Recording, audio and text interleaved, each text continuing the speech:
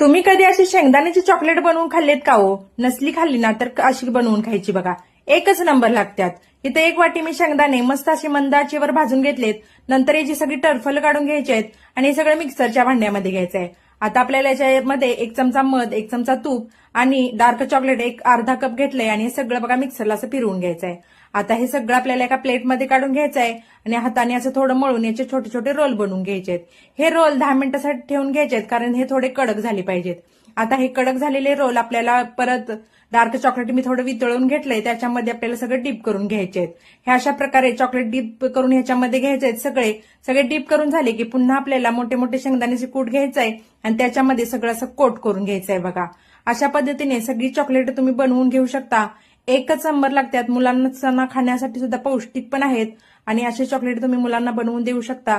तर कसा वाटला व्हिडिओ? आवडल्यास लाईक, फॉलो आणि शेअर करत राहा.